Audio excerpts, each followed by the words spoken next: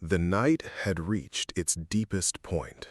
That hour between 2 and 4 when the dark is most fully itself, when the body's rhythms have gone to their lowest register and the mind operates in a different key than it does in daylight or early evening. They were all in it. The fire was lower than it had been, and the shadows in the shelter were more present, and the storm outside had achieved a kind of steadiness. The wind no longer gusting but sustained, a continuous pressure against the mountain that had been going on long enough to feel permanent. Lena had filled her notebook. She had started on the inside covers, front and back, the journalist's refusal to stop recording. She was aware that she was not going to write the story she'd thought she was going to write when she'd set out that morning. She was going to write something else. She wasn't sure yet what it was. She was keeping the record and trusting that the record would tell her. "The sealed report," she said. "Iron Mountain. You have access to it." "I have a copy," Elias said. "How?" "I wrote it," he said. The shelter was quiet.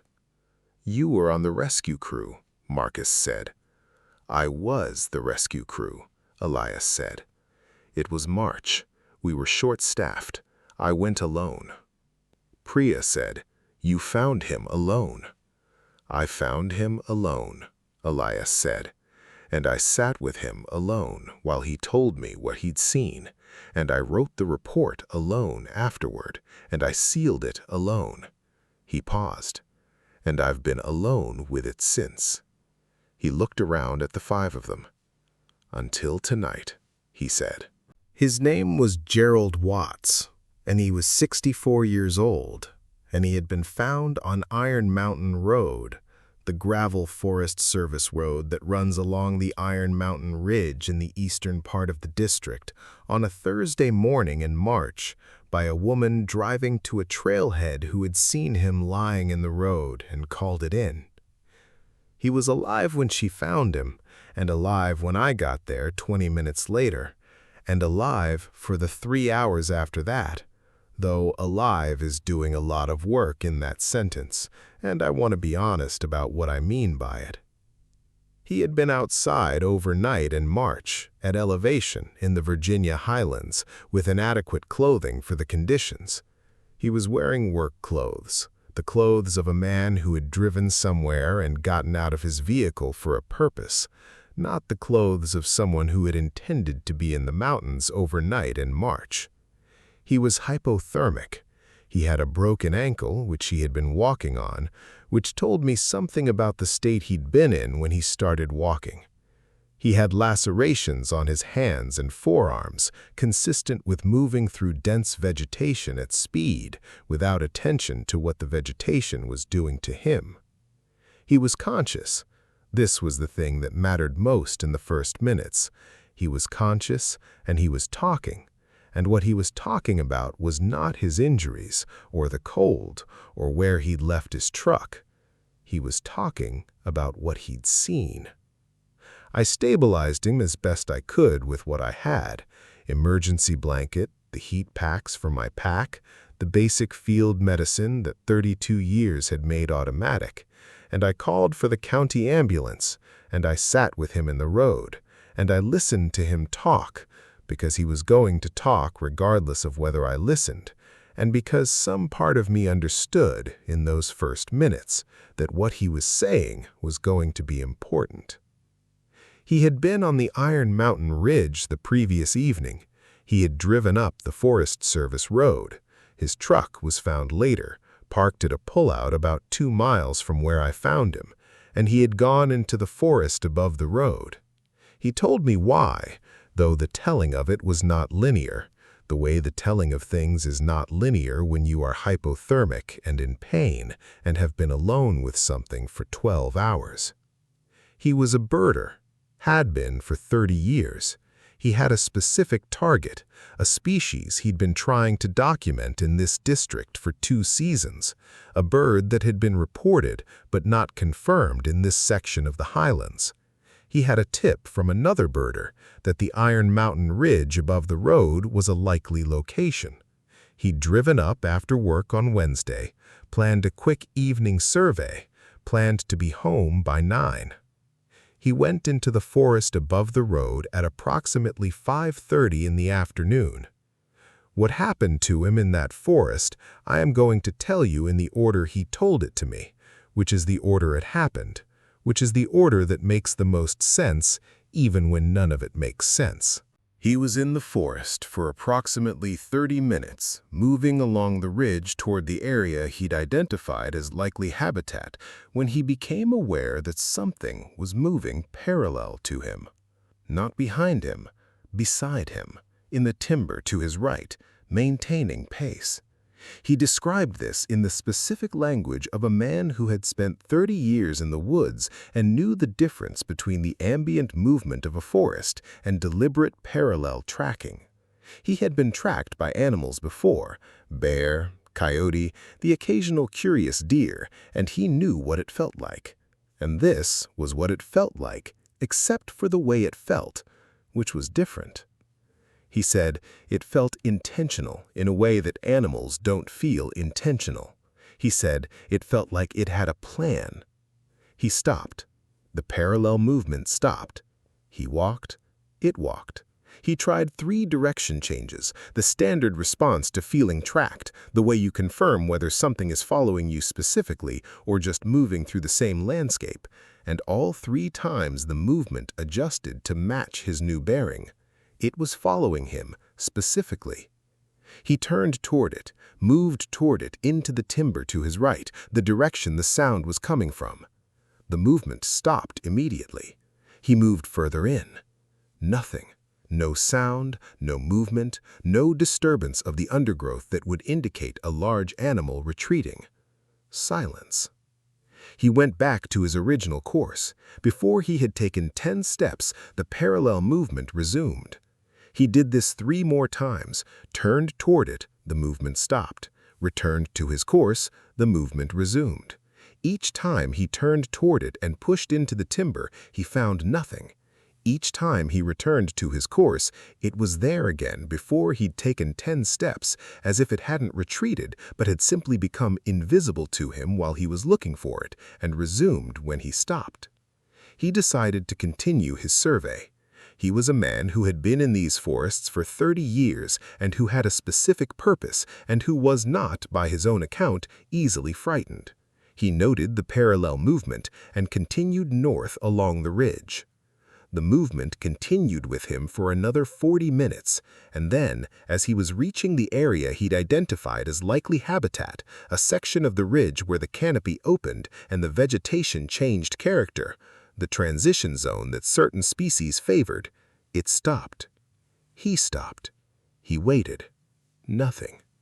He continued into the transition zone, and the light was going by then, the late afternoon March light going fast the way it went fast at elevation in early spring, and he was setting up his spotting scope and beginning his survey when he saw what was above the tree line.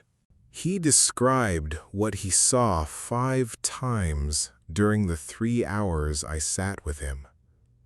Each description was consistent with the others in its essential content, and varied only in the language he reached for, the words he tried and discarded and replaced, the sustained effort of a precise man to give a precise account of something that precision was inadequate to. I wrote down all 5 descriptions. What follows is a composite. The elements common to all 5, the things he was most certain of, the things he returned to. Above the tree line on the Iron Mountain Ridge, in the last light of a March evening, he saw something large. Very large. He estimated the scale relative to the tree line and relative to his own position, and he said, "Nothing that size should exist." He said it the way you say something you know sounds wrong and say it anyway because it's accurate. He was a naturalist. He knew the scale of things that lived in these forests. Nothing that lived in these forests was the size of what he saw above the tree line. It was not flying. It was not on the ground. He said it was at the level of the highest trees, and it was moving, and it was not touching anything. He said it moved the way weather moves, not with the physics of a creature, with the physics of something that doesn't use physics the way creatures use it. He said it was looking for something. He said this with the certainty of someone reporting an observation rather than an interpretation. Not, I felt like it was looking for something. Not, it seemed to be searching. He said, it was looking for something, and I could see that it was. And what I could not determine was whether it had found it or not. He watched it for, he said he didn't know how long. He said time at that point was not behaving normally. He said, I know the light changed. I know it went from last light to full dark while I was watching. That's at least 30 minutes in March at that elevation. But it didn't feel like 30 minutes. It felt like no time and like all the time at once. When it was fully dark, he could no longer see it. He was not certain it had gone. He was certain he could no longer see it. He packed up his scope. He turned to go back the way he'd come, and then he saw the second thing. At the tree line below him, not above, below, at the forest edge where he'd come out of the timber into the transition zone, something was standing. He described it differently from the first thing, smaller in proportion to the tree line, standing on the ground, still, looking at him. He said, it had been standing there while I was watching the thing above. He said, I don't know how long it had been there. He said, it was looking at me in the way that things look at you when they've been looking at you for a while, and they know you've just noticed. He said, I ran. He ran back into the timber, in the dark, with the broken ankle that happened, he thought, when he hit a root he couldn't see in the first 30 seconds of running, in the full dark of the forest, going too fast. He kept running. He said he didn't stop running until he hit the road, and by then he didn't know which direction his truck was, and he started walking, and the cold was doing what cold does to a person who is wet from exertion and not dressed for march overnight at elevation. And he walked until he couldn't walk anymore, and he lay down in the road. He lay in the road until the woman found him at 7 in the morning. The ambulance arrived at the 3-hour mark. I helped load him. He was conscious when they put him in. He held my wrist for a moment before they closed the doors. Held it with the grip of someone who needed to finish saying something. He said, the one at the tree line. The one that was watching me. I said, yes. He said, I've been in these forests for 30 years. I know what's in them. I said, yes. He said, it wasn't in them until tonight. He said, it had just come from wherever the other one was, the big one. It had just come down. He said, that's what it was doing up there. The big one. It wasn't looking for something. I was wrong about that. He said, it was bringing something down. He said, I don't know what it brought. Then they closed the ambulance doors and took him away. Gerald Watts died 11 days later in a Roanoke hospital. Pneumonia, the immediate cause, the hypothermia having done its work on a 64-year-old man's lungs. His birding records, 3 decades of meticulous field notes were donated to the Virginia Ornithological Society by his family. I went to Iron Mountain Road the following week.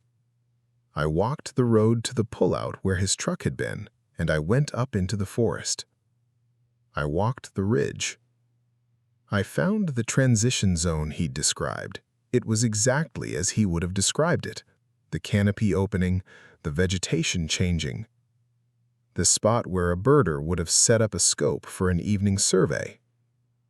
I stood at the edge of the tree line, and I looked up at where the thing above the tree line had been. The sky was ordinary. Blue and cold and ordinary. I looked at the tree line below me, where the second thing had been standing.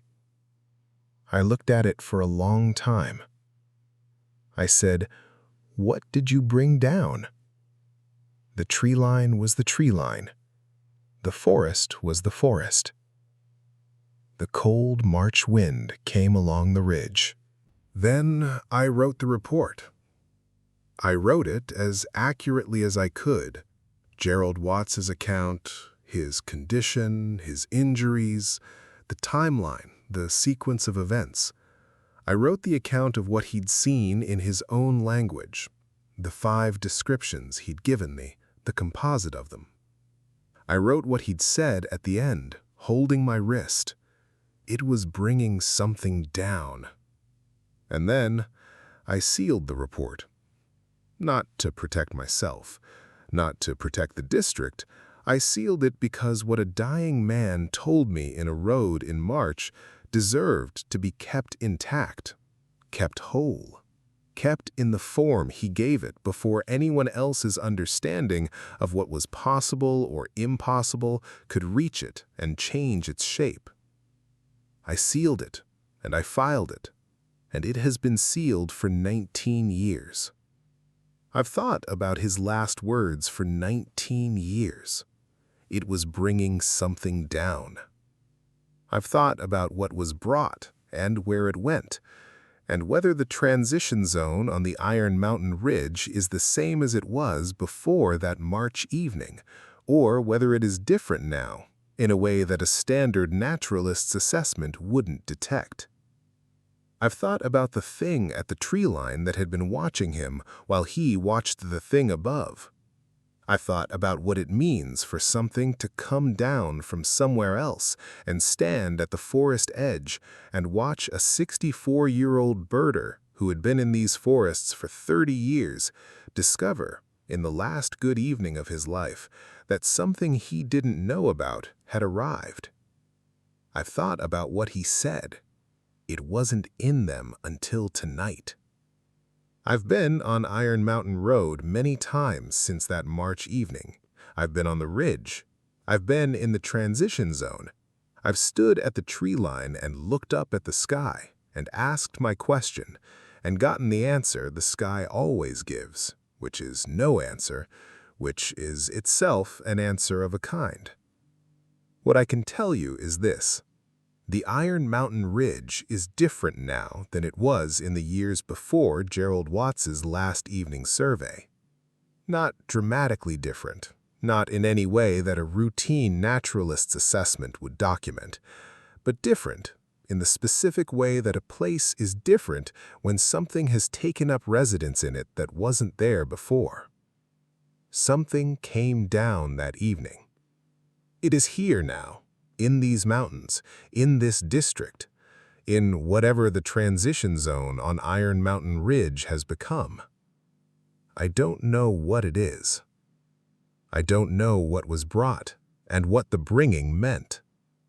I know that Gerald Watts saw it arrive and carried that knowledge for 11 days in a Roanoke hospital and died with it.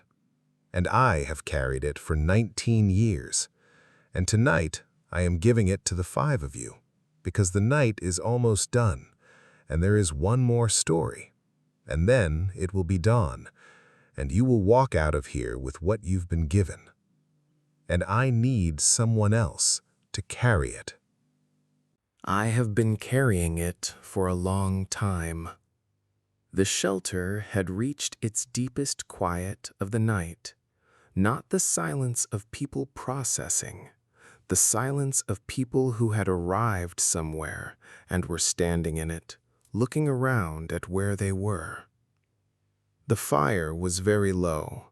Elias looked at it and did not add wood, and nobody else did either, as if by unspoken agreement the fire should be allowed to find its own level for this part of the night. Priya said, very quietly, "You sealed it to protect his account." "Yes," Elias said. "Not because you didn't believe him." "I believed him every word he said," Elias said. "I believed him while he was saying it, and I've believed him for 19 years. Something came down. Something was brought to these mountains 19 years ago, and it's still here." "Yes," Elias said.